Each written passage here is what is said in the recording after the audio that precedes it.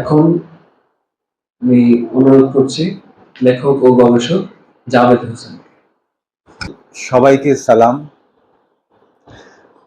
এবং আমাকে এখানে ডাকার জন্য আমি কৃতজ্ঞতা জানাচ্ছি এবং একই সঙ্গে এক ধরনের ভয়ও কাজ করে যে এমন একটি বিষয় নিয়ে কথা বলবার মতো যোগ্যতা প্রকৃত অর্থেই আমার আছে কিনা জানি না, কিন্তু ডাকে সাড়া দেওয়াটা তো তেহজিবের মধ্যে পড়ে। ফলে আবার আমি এলাম। কয়েক বছর আগে একবার বোধহয় আমি কথা বলার সুযোগ হয়েছিল, বছর খানেক আগে। সেই সময় আমি এই আশুরাকে ঘিরে, কারবালাকে ঘিরে যে সাহিত্য, সেটা সম্পর্কে সামগ্রিকভাবে বলেছিলাম। লখনৌয়ের কথা এসেছিল, মীর আনিস দাবিরের কথা এসেছিল।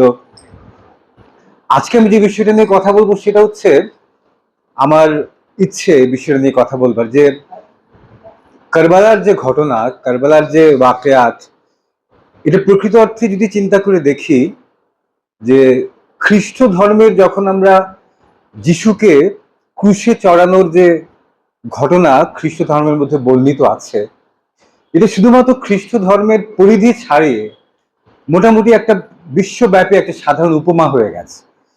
ক্ষমা, বান্দার জন্য খোদার তরফ থেকে কতভাবে ক্ষমা করার চেষ্টা বান্দার প্রতি করেন স্রষ্টা, এটা একটা নজির হয়ে গেছে। যিশুর যে ঘটনা খ্রিস্ট ধর্মের মধ্যে বলা হয়, একইভাবে আমরা যদি চিন্তা করে দেখি যে কারবালার যে ঘটনা, এটাও কি এরকম কোনো বড় সামর্থ্য ধারণ করেছে যেখানে সেটা শুধুমাত্র কিছু লোক যারা এটাতে বিশ্বাস করেন, আকীদা রাখেন, এর বাইরে সামগ্রিকভাবে এটার বিস্তৃতি ঘটেছে কিনা সেদিকে যাওয়ার একটু চেষ্টা করবো, চিন্তা করব। যেমন ইমাম জাফর সাদিক তিনি বলেছিলেন যে কারবালা কোনো নির্দিষ্ট দিনের ঘটনা নয়, ওই দিককার যে ঘটনা সে নির্দিষ্ট দিনের না, নির্দিষ্ট কোনো জায়গার না, প্রতিদিন আশুরা, যে কোনো জায়গা, প্রতিটা জায়গায়, প্রতিটা মুহূর্তে পৃথিবীতে কারবালার ময়দান। এই কথা কেন বলেছিলেন? কোন দিকে গেল ঘটনাটা? আমরা যদি ইরানের একজন বড় সমাজ বিজ্ঞানী ছিলেন আলী শরিয়তি, আলী শরিয়তি খুব বড় মাপের একজন পণ্ডিত, ফ্রান্সের থেকে সরবন বিশ্ববিদ্যালয়ে পড়ালেখা করেছেন এবং ইরানে যে বিপ্লব হয়েছিল সেই বিপ্লবে তার অসাধারণ গুরুত্বপূর্ণ বড় ভূমিকা ছিল। তিনি একটা গুরুত্বপূর্ণ কথা বলেন একটা বইয়ের মধ্যে, যে বিরাসতে আদম, ইমাম হুসাইনকে তিনি বলছেন যে বিরাসতে আদম, অর্থাৎ আদমের যে বিরাসত, ঐতিহ্য, উত্তরাধিকার তিনি ধারণ করছেন। কোন অর্থে? তার কাছে অর্থটা হলো এরকম যে একেবারে শুরু থেকে যখন মানুষের ইতিহাস শুরু হলো, হযরত আদমের দুই পুত্র যখন সংঘাতে লিপ্ত হলো, একদিকে আলো একদিকে অন্ধকারের সংঘাত শুরু হয়ে গেল। এই অন্ধকার এবং আলোর সংঘাত আদমের কাল থেকে যুগে যুগে যুগে যুগে প্রবাহিত হয়ে এসছে। সেটা ওই আদমেরই বিরাসত, উত্তরাধিকার ধারণ করেছেন ইমাম হুসাইন, এবং তার মধ্যে দিয়ে সেটা শেষ হয়ে যায়নি।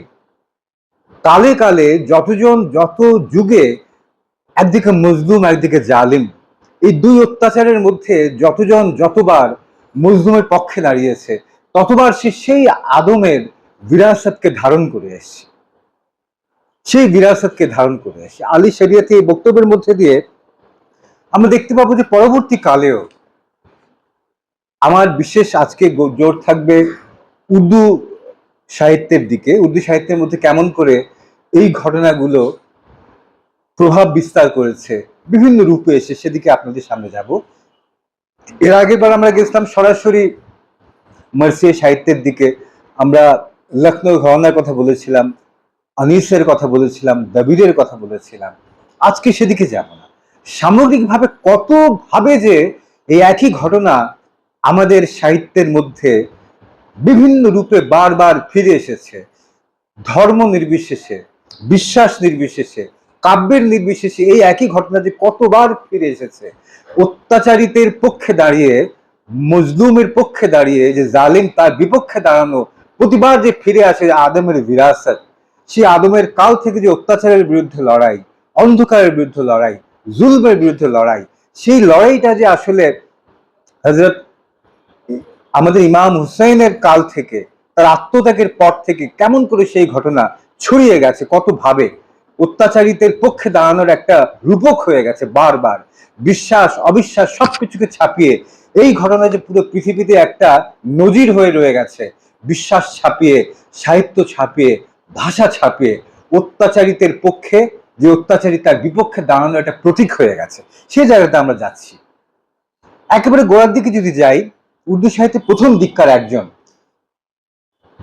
মীর তকি মীর, দেখুন তার কবিতার মধ্যে কেমন করে সেই রূপক গুলো ফিরে আসছে। তিনি বারবার তার কবিতার মধ্যে লহু, রক্তের কথা বলেন, কুরবানির কথা বলেন, তেগ তলবারের কথা বলেন, ভালার কথা বলেন, বর্ষার কথা বলেন। এটা কবিতার মধ্যে বলছেন যে দেখো, शेख परे मेहराब हरम में पहरो दोगाना पढ़ते रहे, शेख पढ़े मेहराब हरम में पहरो दोगाना पढ़ते रहे, सजदा एक उस तेग तले का उनसे हो तो সালাম করো। শেখ জি, যিনি বাহ্যিক ভাবে শুধুমাত্র ধর্ম আচরণ করেন, সবাইকে শুধুমাত্র মুখে মুখে, চারপাশে আপনারা এটা এত বড় নজির আমার ধারণা আগে বোধহয় ছিল না, এখন চারপাশেই দেখবেন শুধু মুখে মুখে মুখে মুখে ভালো কথা বলা, ধর্মাচরণ করা, শুধুমাত্র বাহ্যিক ভাবে রিয়াকারী প্রকাশ শুধুমাত্র করা, ভাব ধরা। মীর তকি মীর বলছেন দেখো, শেখ হরম মে, পবিত্র উপাসনাগারে মসজিদের মধ্যে পেহরো, প্রহরের পর প্রহর দোগানা পড়ে তো পড়তে রহে, নামাজ রাকাতের পর রাকাত পড়ে পড়ুক, আমার কোনো আপত্তি নাই, কিন্তু সজদা এক উস তেগ তলে কা উনসে হো তো সালাম করুন। যদি তার পক্ষে সম্ভব হয় সেই উদ্যত তরবারির তলার মধ্যে সাজদা দেওয়ার সাহস যদি হয়, তাহলে তাকে আমি সালাম করি। কোন প্রসঙ্গ আসতো না, হুসাইনের নাম আসতো না, কারবালার নাম আসতো না, কিন্তু শেখ যে রিয়াকারী, অষ্টপ্রহর শুধুমাত্র লোক দেখানো নামাজ, আর তার বিপরীতে দাঁড়িয়ে উদ্যত ধারালো তলোয়ারের তলায় সাজদা দেওয়ার মতো সাহসের কথা বলে মীর তকি মীর কিন্তু নামের প্রসঙ্গ না টেনেও বলে দিলেন, রাষ্ট্রপ্রহর হারামে মসজিদের মধ্যে বসে যে নামাজ পড়ে সে পড়ুক, আপত্তি নাই, ভালোও বলি না মন্দও বলি না, পড়ুক সে, কিন্তু উদ্যত ধারালো তলোয়ারের তলায় যে সাজদা দিতে পারে, আমি কেবলমাত্র তাকেই সালাম দেই, তাকেই আমি মানি, তাকেই আমি বলি যে হ্যাঁ, এই হচ্ছে তার প্রকৃত নামাজ। এই সাহস যার আছে, লক্ষ্য করে দেখবেন তিনি আরেকটি শেরের মধ্যে বলছে, तेग तले ही जाकर उसके गर्दन क्यों ना डाल बैठे, सर तो आखिरकार हमें भी तेग तले झुकाना है।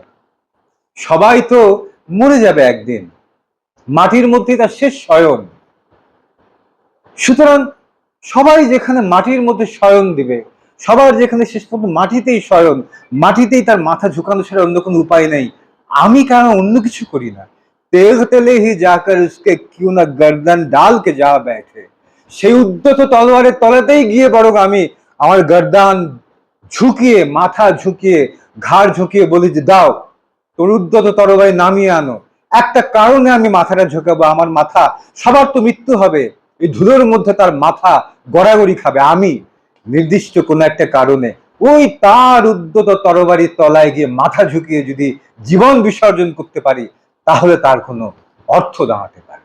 সবাই তো মরবে, ধুলো তো মিশে যাবে, সবার মৃত্যু, সবার মৃত্যুর সঙ্গে অন্য কিছু মৃত্যুর তফাৎ আছে।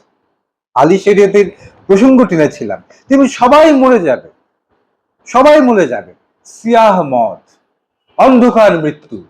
আর যে মৃত্যু নির্দিষ্ট কোনো কারণে স্বেচ্ছায় হয়, সুহাদা সাক্ষী হয় অন্ধকার এবং আলোর লড়াইয়ের মধ্যে, যেই কারণে আমরা তাদেরকে বলি শহীদ, কারণ তিনি সাক্ষী থাকেন অন্ধকার এবং আলোর লড়াইয়ের, তিনি সাক্ষী থাকেন, প্রত্যক্ষ সাক্ষী।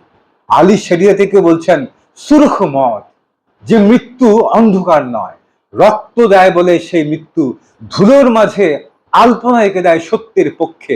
এই জন্য তিনি তাকে বলছেন সুরখ মত, রক্তিম মৃত্যু। মীর তাকে মীরও বলছেন যে কেন অহেতুক মৃত্যুতে কি কারণ, তার চেয়ে বরং তেজ তেলে হে যাকার উসকে গর্দান আমি ঝুঁকিয়ে দেই তার সে উদ্যত তরবারির তলায়। ফিরে আসছে দেখুন, কোনো প্রসঙ্গ টানছেন না কিন্তু মীর তাকি মীর, কিন্তু আমরা বুঝে যাচ্ছি কার কথা বলা হচ্ছে। কেমন করে একটা ঘটনা জীবনদের ব্যাপ্তি পার হয়ে সত্য মিথ্যার লড়াইয়ের রূপক হয়ে গেল। লক্ষ্য করে দেখুন, জেরে শমশির সিতম, আহা, জেরে শমশির সিতম মীর তড়পনা कैसा। লক্ষ্য করে দেখো কি সুন্দর ছবি, সুবহানাল্লাহ। জেরে শমশির সিতম, সেই নির্দয়তার তরবারির তলায় মীর তড়পনা कैसा, কিসের ছটফট করা। যখন তরবারি ঘাড়ে নেমে আসবে সাধারণ যে কেউ ছটফট করবে, মীর বলছে যে না, সেই নির্দয়তায় তরবারির তলে মীর কিসের ছটফট করা, কিসের অস্থির হওয়া। কারণ কারণ হচ্ছে সরভি সরভি তসলিম মোহব্বত মে হিলায়া না গয়া। প্রেম, ইশক, চূড়ান্ত প্রেম, যে প্রেমের কারণে জীবন দিতে হয়, যে প্রেম বহুরূপে প্রেমিকের বিশ্বাসের ওয়াফাদারির পরীক্ষা নেয়, মীর বলছেন সেই নির্দয়তার তরবারির তলে মীর ছটফট করব তার কোনো সুযোগ নেই। কারণ সরভি তসলিম মোহব্বত মে হিলায়া না গয়া। প্রেমের সেই তসলিমের কারণে, প্রেমের সেই শিষ্টতার কারণে আমি ছটফট করব কি, মাথা পর্যন্ত নাড়ানোর কোনো সুযোগ নেই প্রেমের তসলিমের মধ্যে, প্রেমের শিষ্টতার মধ্যে। ছটফট করবেন না, অস্বীকার করছেন তিনি, ছটফট করব না, আর স্বেচ্ছায় জীবন দেব কিন্তু আমি ছটফট করব না। কার কথা মনে পড়ে এই তসলিম ও মুহাব্বতের কথা শুনলে? কার কথা মনে পড়ে আপনাদের?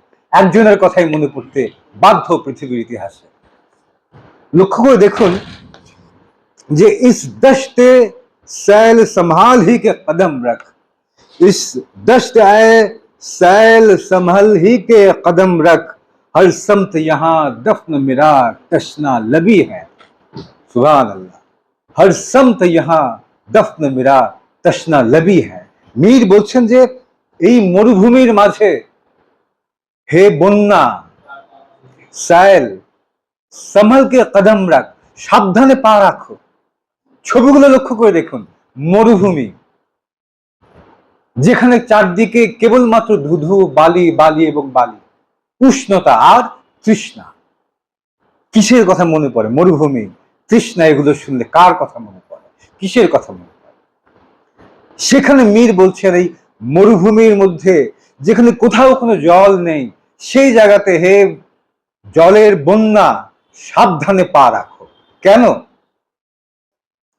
দ্বিতীয় মিসরায় খেয়াল করেন, হর সমত ইহা দফন মেরা তশনা লবি হ্যাঁ। এই মরুভূমিতে চারিদিকে আমার তৃষ্ণার সমাধি। তৃষ্ণার সমাধি বলতে কি কথা মনে পড়ে, কোন কথা মনে পড়ে? সেই তৃষ্ণার সমাধি এই মরুভূমির মধ্যে। মরুভূমির মধ্যে বৃষ্টিকেও মীর তাকি মীর বলছেন, বন্যাকেও মীর তাকি মীর বলছে সাবধানে পা রাখো এই মরুভূমির মধ্যে। এই মরুভূমির মধ্যে চারিদিকে আমার তৃষ্ণার সমাধি, আমার তৃষ্ণার সমাধি। কিভাবে তিনি কত বছর আগে ঘটে যাওয়া একটা ঘটনার সেই শহীদদের তৃষ্ণাকে আমার তৃষ্ণা বলে এক করে ফেলছেন। পরবর্তীকালে উর্দু কবিতার একজন অত্যন্ত বড়, আমাদের যাকে বলা হয় মীরকে তো খুদাই সুখান বলা হয়, আরেকজন বড় ব্যক্তিত্ব আছেন উর্দু কবিতায়। উর্দু কবিতার নাম যারা জানে তারাই তার নাম জানে, তার নাম হচ্ছে মির্জা গালিব। মির্জা গালিব একবার মার্সিয়া লিখবেন বলে ইচ্ছা প্রকাশ করেছে, বেশ কিছুদিন চেষ্টাও করেছে, কিন্তু এটা ওনার মেজাজের সঙ্গে যায় না। পরে তিনি চিঠিতে তুফতা নামে তার এক শাগির্দকে লিখছেন যে এই মার্সিয়া খানি দবির কা কাম হ্যায়, अनीस का काम है, अपने लखते जिगर নোচ নোচ কে যে নিকাল সকে ये उनकी काम है। যারা নিজেদের হৃদয়ের টুকরো নিজের আঙুল দিয়ে ছিঁড়ে টুকরো টুকরো করে কবিতার মধ্যে ছড়িয়ে দিতে পারে, মার্সিয়া খানি, মার্সিয়া লেখা তাদের কাজ, আমার পক্ষে এটা সম্ভব। দুঃখ করেছেন যে আমি লেখা হলো না আমার পক্ষে। হ্যাঁ, এখন ধারাবাহিকভাবে যদি দেখেন, এই হযরত ইমামের, আমাদের ইমামের যে ঘটনা, সেই তৃষ্ণা, সেই জীবনকে বিলীন করে দেয়া সত্যের পক্ষে, তিনি এই উপমাটা, প্রতীকটা পরবর্তীকালে কেমন করে রূপান্তরিত হলো। ব্রিটিশ বিরোধী আন্দোলনের সময় ভারতবর্ষে যারা বড় বড় ব্যক্তিত্ব ছিলেন, তাদের বড় অংশই একই সঙ্গে কবিতা লিখতেন। তার মধ্যে একজন অন্যতম বিখ্যাত লোক ছিলেন মাওলানা মুহাম্মদ আলী জওহর। তিনি একবার ইতালিতেও গিয়েছিলেন ভ্রমণে, কেমন করে এই ব্রিটিশ বিরোধী আন্দোলনগুলোকে একসঙ্গে, মানে এক জায়গায় নিয়ে আসা যায়, এই উদ্দেশ্যে। ফিরে আসার পথেই তিনি মারা যান খুব কম বয়সে। তার খুব একটা বিখ্যাত গজল আছে। গজলের কিছু শের আমি আপনাদেরকে শোনাবো, অনুমতি দিলে। দৌরে হায়াত আ গয়া কাতিল कज़ा के बाद, दौरे हयात आ गया कातिल कज़ा के बाद, है इब्तिदा हमारी तेरी इंतहा की बात। दौरे हयात आ गया, জীবনের পর্ব শুরু হয়ে গেল, কাতিল কজা কে বাদ, হে ঘাতক, মৃত্যুর পর শুরু হয়ে গেল জীবনের পর্ব। হ্যাঁ ইবতিদা হামারি তেরি ইন্তিহা কি বাত, তোমার যেখানে শেষ আমাদের সেখানে শুরু। লক্ষ্য করে দেখুন, ইংরেজদের বিরুদ্ধে বলা হচ্ছে না, আপনি লক্ষ্য করে দেখুন কেমন কি রেগুচ্ছেন। কেন ওই শেরটা, গজলটা আপনাদেরকে শোনাচ্ছি, একটু পরেই টের পাবেন।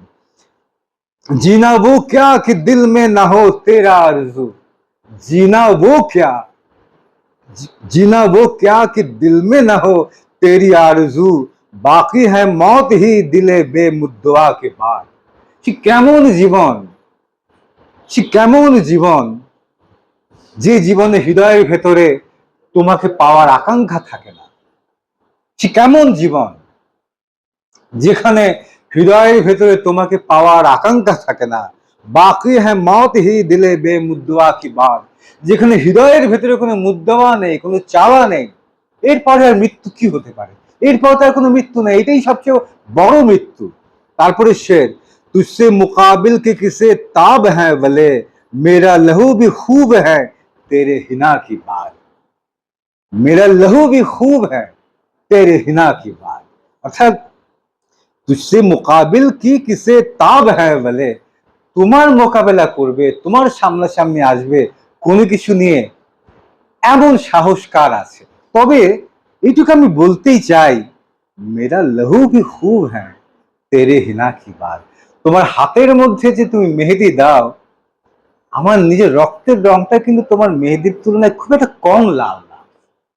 আমি তোমার সঙ্গে তুলনায় পৃথিবীতে কেউ আসতে পারবে না, কিন্তু এটা না বলে পারছি না, তুমি আমার যে রক্ত ঝরিয়েছ, তোমার ঝরানো আমার শরীর থেকে নির্গত হওয়া সেই রক্ত তোমার হাতে মেহেদির চাইতে খুব একটা কম লাল না, খুব একটা কম লাল। লক্ষ্য করে দেখবেন, লক্ষ্য করে দেখবেন যে মীর তাকি মীর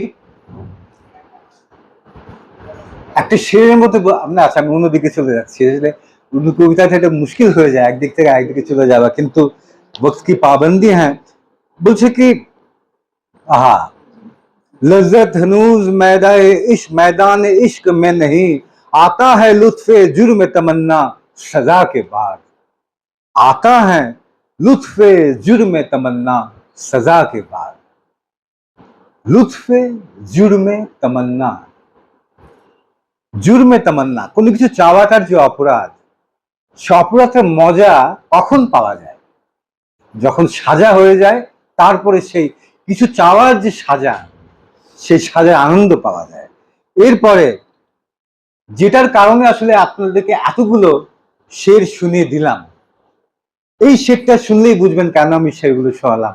এই গজলের সেই বিখ্যাত শের, কতলে হুসैन अस्ल में मर गए यजीद हैं, कत्ले हुसैन अस्ल में मर गए यजीद हैं, इस्लाम जिंदा होता है हर करबला के बाद। সেই বিখ্যাত সে কতলে यजीद, কতলে হুসैन, হুসैनকে হত্যা করা আসলে মে মর গে यजीद हैं। হুসैनকে হত্যা করা আসলে यजीদেরই মৃত্যু। হুসैनকে হত্যা করা হলো যখন, সে হুসैনের মৃত্যু নয়, সেটা আসলে यजीদের মৃত্যু। ইসলাম জিন্দা হোতা হ্যাঁ হর কারবালা কে বাদ। ইসলাম বেঁচে ওঠে, জিন্দা হয়ে ওঠে হর কারবালা কে বাদ। খুব ভয়াবহ এক কথা বলে গেলেন। ভেবে দেখেন, যখন নবীর সাহাবীরা পর্যন্ত অনেকে চলে গেলেন यजीদের পক্ষে, তারা কি কম ধার্মিক ছিলেন? তাদেরকে লিবাসে কোনো ঘাটতি ছিল? শরীয়ত মানার মধ্যে তাদের কোনো ধরনের কমতি ছিল? তাদের হাতেই নিহত হলেন নবীজির নওয়াসা, নবীজির নাতি। যদি হুসাইন সেদিন এই মাত্র কয়েকজন মানুষকে নিয়ে হাজার হাজার সৈনিকদের বিপক্ষে বুক ফুলিয়ে না দাঁড়াতেন, তাহলে হুসাইনের সেই মৃত্যু যদি না ঘটতো, হুসাইন যদি নিজেকে বিলিয়ে না দিতেন, মৃত্যু কথাটা বলা ভুল, এটা হচ্ছে সেই সুরখ মত। পৃথিবীর ইতিহাসকে চিরকালের মতো পাল্টে দিলেন অল্প কয়েকজন মানুষ, সেই তৃষ্ণার্ত কয়েকজন মানুষ। সামান্য দূরে বয়ে যাচ্ছে নদী, কিন্তু তারা 3 দিন ধরে তৃষ্ণার্ত। কবি এই কারণে বলেছেন, একজন কবি প্রচন্ড বেদনার জায়গা থেকে, কবিদের তো আসলে সুযোগ আছে, কবিরা অনেক ধরনের কাজ করে ফেলতে পারেন, যেগুলো সাধারণ মানুষ করলে তাদের উপর ফতোয়া এসে পড়বে। হ্যাঁ, একজন কবি এরকম বলছেন যে যখন সেই কারবালার ময়দানের মধ্যে নবীজি নওয়াসা अगरचे खुद 3 दिनों से वो था प्यासा, अरे दुश्मन तो बहरहाल दुश्मन है मगर अफसोस, तुमने भी तो फराहम न किया पानी जरा सा। खुदा के बोलছেন, নবীজির নওয়াসা, নবীর নাতি 3 দিন তপতে হুয়ে কারবাল মে, তপ্ত কারবালার মধ্যে তৃষ্ণায় ছটফট করেছে। কবি বলেই তিনি অনুযোগ করছেন খোদার কাছে, দুশ্মন তো দুশ্মন, সে কি পানি দেবে নবীর নাতিকে? হে খোদা, তুমিও তো আসমানে বাইর থেকে তাকিয়ে তাকিয়ে দেখলে, তুমি নিজে তোমার মুহাম্মাদের নাতিকে তো এক ফোঁটা পানি এগিয়ে দিলে না। তুমনে ভি তো ফরাহম না কিয়া পানি জরা সা। এই জওহর, এই যে বিখ্যাত লাইনটাকে বলে গেলেন, ইসলাম জিন্দা হতে হ্যাঁ হর কারবালা কে বাদ। দেখেন, এরপরে আমি তাকালাম আরেকজন বিখ্যাত কবির দিকে, যাকে আমরা বলি আল্লামা ইকবাল, যার আসল নাম ডক্টর নাম মোহাম্মদ ইকবাল। তিনি কাশ্মীরি ব্রাহ্মণের বংশধর। সারা জীবন তিনি বলেছিলেন যে থাকতে হবে কি, যে তুর্কমানি সাহস, আরবদের দিলগিরি, আর জেহেন কাদের, ব্রাহ্মণদের জেহেন, ব্রাহ্মণদের বুদ্ধির সূক্ষ্মতা প্রচন্ড পরিমাণে সম্মান করতেন আল্লামা ইকবাল। আল্লামা ইকবাল কোন জায়গা থেকে দেখছেন এই কারবালার ঘটনাকে? বলছেন যে मेरी नवा से हुए जिंदा आरिफ व आमी, दिया है मैंने उन्हें ज़ौक़े आतिश अशामी। আমার সেই সুরে বেঁচে উঠেছে আরিফ ও আমি, যে আরিফ সেও বেঁচে উঠেছে মৃত্যুর নিস্তব্ধতা থেকে, যে আমি সাধারণ যারা তারাও বেঁচে উঠেছে। দিয়া হ্যাঁ मैंने उन्हें ज़ौक़े आतिश अशामी, আমি তাদের বুকের মধ্যে কেমন করে আগুন পান করতে হয় সেই তৃষ্ণা জাগিয়ে দিয়েছি। আমার গান তাদের বুকের মধ্যে আগুন পান করার তৃষ্ণা জাগিয়ে দিয়েছে। আগুন পান করার তৃষ্ণা, শব্দগুলো লক্ষ্য করে দেখবেন। বলছেন যে হারাম কে পাস কোই আজমি হ্যায় জমজমা সাজ, কে তার তার হুয়ে জামা হায় এহরামি। দুই দিকে, আরবের লোকেরা তো মনে করে আজম, পূর্বের লোকেরা আসলে ভালো মুসলমান না, তাদেরকে লক্ষ্য করে বলছেন যে আমি হরম কে পাস কোই আজমি হ্যায় জমজমা সাজ, ওই দেখো হারামের পাশে, মসজিদের পাশে, পূবের, মক্কার লোক না, মদিনার লোক না, আরবের লোক না, পূবের হিন্দুস্তানের কোনো একজন জমজমা সাজ কি অবিরল গান গেয়ে যাচ্ছে দেখো, পূবের একজন লোক, পাশ্চাত্যের লোক না, সে আরবের লোক না, আজমের কি তার তার হুয়ে জামা হায় হেরামি। দেখো ওই পূবের একজনের গানের তাপে, এহরাম তো জানেন আপনারা, ওই এহরামের জামা কাপড় ছিঁড়ে টুকরো টুকরো হয়ে গেছে, তার তার হয়ে গেছে। हकीकत अबदी है मकाम शब्बीरी, हकीकत अबदी है मकाम शब्बीरी। मकाम शब्बीर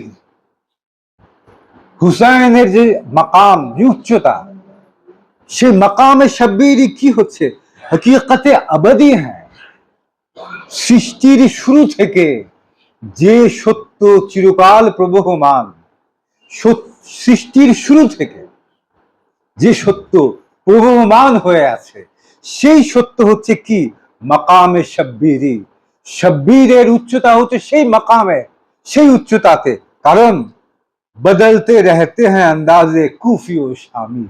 কখনো কুফাতে শত্রুরা হুসাইনের শাহাদাত বরণ করতে বাধ্য করে, কখনো শাম, কখনো সিরিয়ায়, জায়গা বদলায়।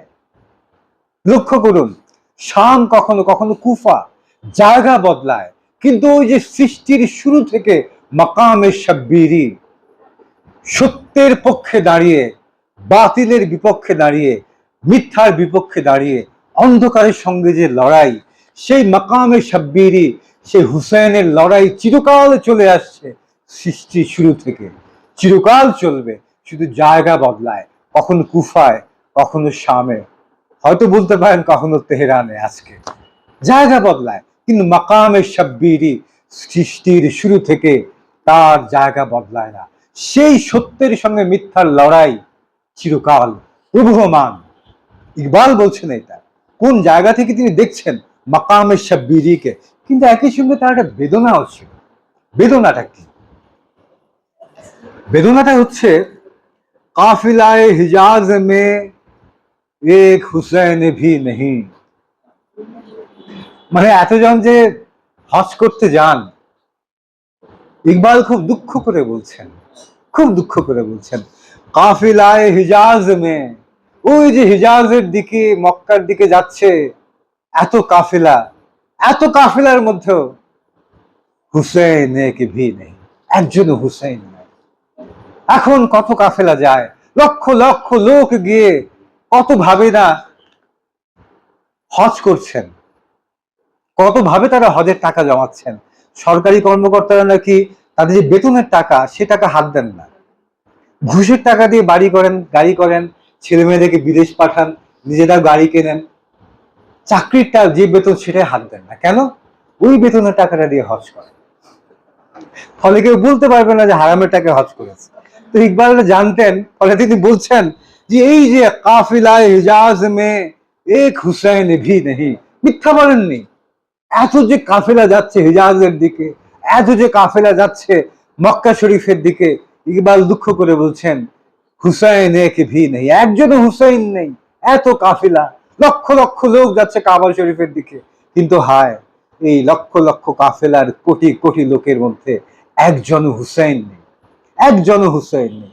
কাফিলায়ে হিজাজ মে এক হুসাইন ভি নেই, গরচে হ্যাঁ তাবদার अभी গেসুয়ে দজলায়ে ফুরাত। যদিও এখনো দজলা ফুরাতের জলের আঁচল এখনো ছড়িয়ে দিয়ে আছে, আছো কেউ সাহসী আমার তীরে দাঁড়িয়ে, জলের কিনারায় দাঁড়িয়ে, সত্যের পক্ষে দাঁড়িয়ে, তৃষ্ণায় জীবন দেবে, এই নদীর পাড়ে দাঁড়িয়ে 3 দিন তৃষ্ণার্ত থেকে মৃত্যুবরণ করতে পারবে, শহীদ হতে পারবে, এরকম কেউ সাহসী আছো? এখনো দজলা ডাক দেয়, এখনো ফুরাত ডাক দেয়, কিন্তু হায়, ওই লক্ষ লক্ষ হিজাজের দিকে ছুটে যাওয়া কাফিলার মধ্যে হুসাইন এক ভি নেই, একজনও হুসাইন নেই, একজনও হুসাইন নেই। খैर, এরপর আমরা যাই একেবারে ইকবালের পরে একজন বড় কবির দিকে, ফয়েজ আহমেদ ফয়েজ। অনেক বড়, অনেক বড় কবি। বিখ্যাত বিপ্লবী, বিখ্যাত একজন কমিউনিস্ট, আবার কোরআনে হাফিজ। মনে রাখতে হবে, জেলখানে উনি 6 বছর কাটিয়েছেন। ওখানে ওনার কাজ ছিল কয়েদিদেরকে কোরআন শেখানো। ওনার কবিতার মধ্যে বারবার এই প্রসঙ্গ ফিরে এসেছে। আমরা যে প্রেমের কথা বলি, শুরুতে আমরা রক্তের কথা বলেছিলাম। মনে রাখতে হবে, শহীদ হওয়া যাকে বলে, সাক্ষী থাকা। কিসের সাক্ষী? সত্যের সঙ্গে মিথ্যার লড়াইয়ের সাক্ষী।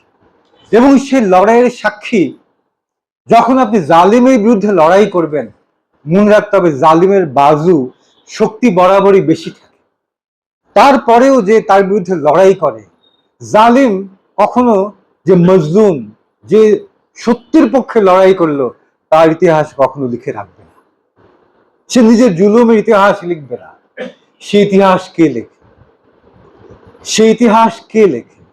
সেই জুলুমের বিরুদ্ধে মজলুমের লড়াই, মিথ্যার বিরুদ্ধে সত্যের লড়াই, অন্ধকারের বিরুদ্ধে আলোর লড়াইয়ের ইতিহাস লিখে রাখে রক্ত, খুন, বালির মধ্যে সেই নিজের রক্ত দিয়ে ওই লড়াইয়ের ইতিহাস লিখে গেছেন হুসেন। যে কারণে ফয়েজও বলছেন, এই প্রেম, এই যে ভালোবাসা, এই ভালোবাসা ছাড়া তো এইভাবে প্রাণ দেওয়া সম্ভব না। প্রাণ দেওয়া সম্ভব না। মনে রাখতে হবে যে বুদ্ধি কি বলবে? বুদ্ধি তো বলতো যে 72 জন লোক নিয়ে তুমি হাজার হাজার লোকের বিরুদ্ধে কিসের লড়াই করবে? বুদ্ধি তো এই কথা বলবে।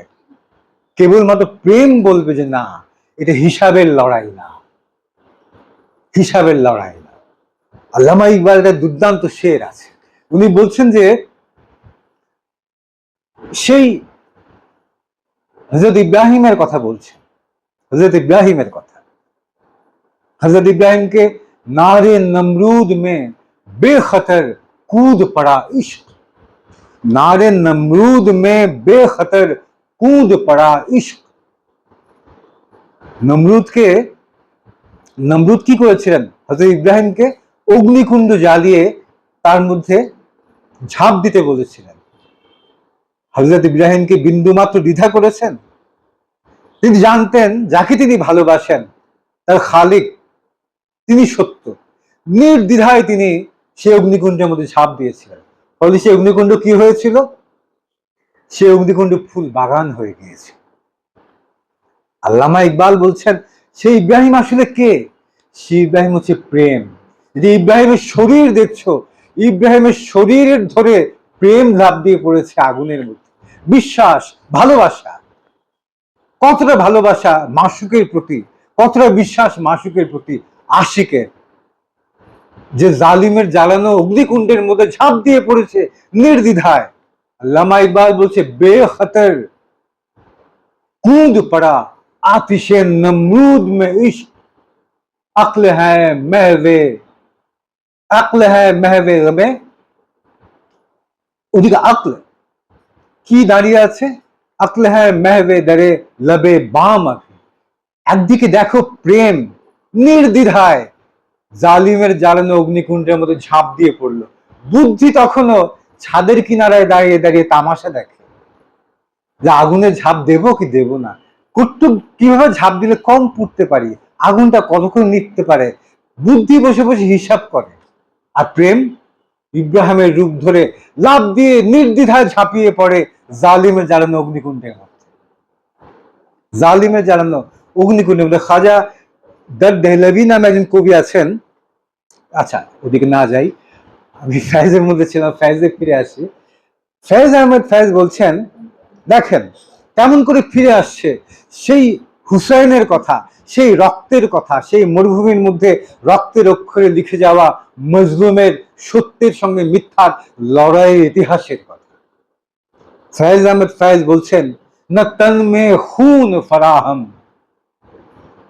না तन में खून फराहम ना अश्क आंखों में, ना तन में खून फराहम ना अश्क आंखों में, नमाजे इश्क तो वाजिब है बेवजू ही सही,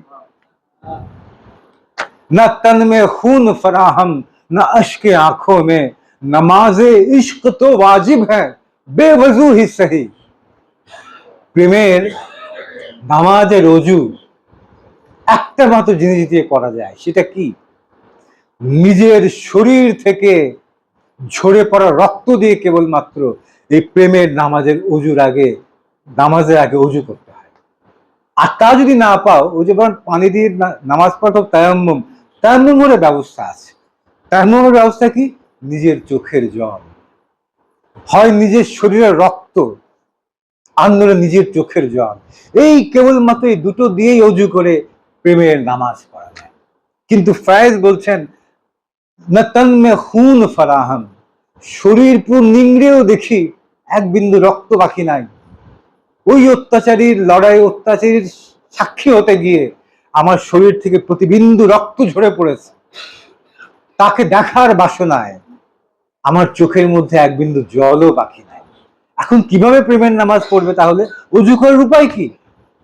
নামাজ ইশক তো ওয়াজিব হ্যাঁ বেওযু হি সহি, প্রেমের নামাজ তো ওয়াজিব, আচ্ছা অজু ছাড়াই সই। কি করব?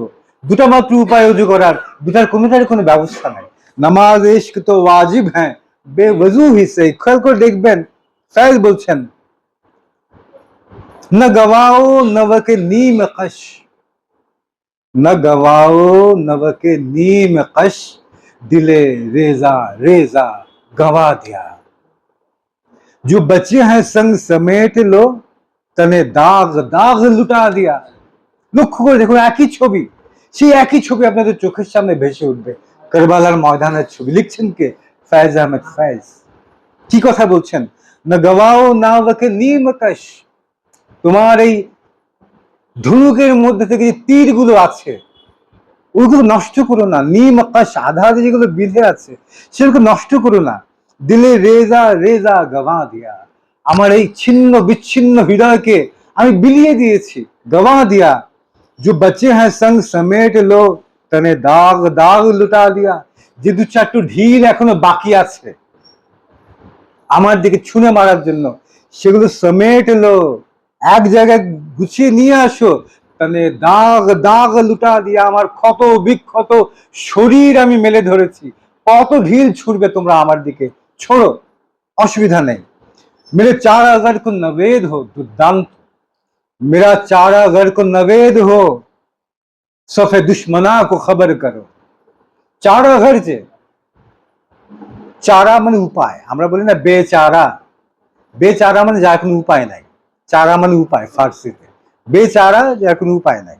তো চারাগার যাবে উপায় বলে দেয়, সে চারাগার।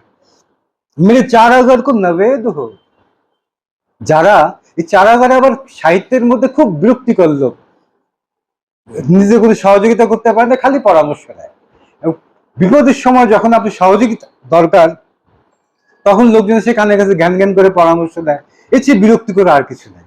ফায়েজ বলছেন মেরে চারাগার কো নবেদ হো, সম্ভাষণ জানাও, স্বাগত জানাও আমার চারাগারকে।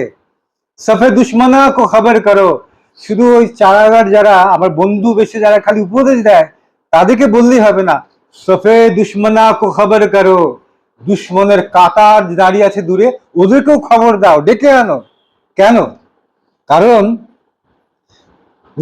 जो वो कर्ज रखते थे जान पर, আমি এই যে বেঁচে আছি, এই বেঁচে থাকাটা কোন একজনের ঋণ। এখন ফায়েজ বলছেন ওই যারা উপদেশ দানকারী, হয়তো উপদেশ দেয়, তাদেরকে ডাকো।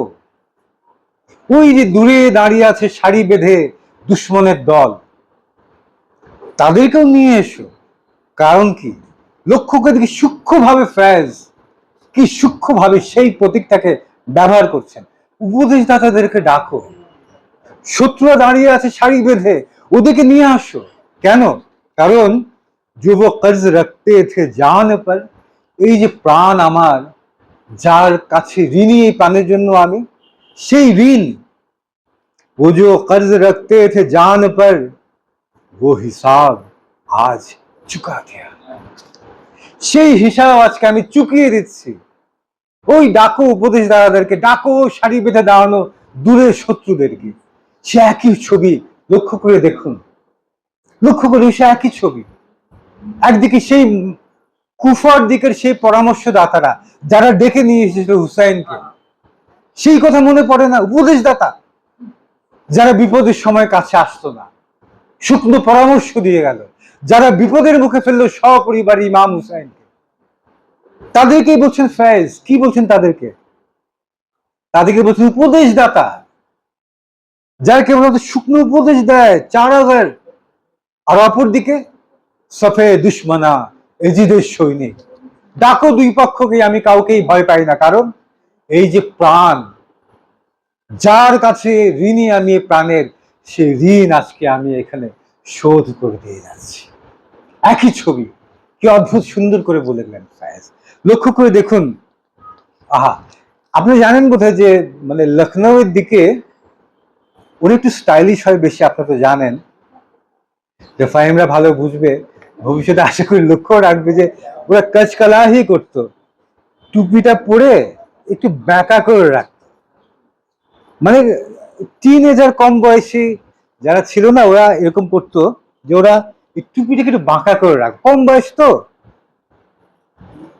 ছলা কলা করা, একটু রং ঢং করা, স্টাইল করা, কম বয়সী ছেলে পেলে টুপিটাকে একটু বাঁকা করে পড়তো।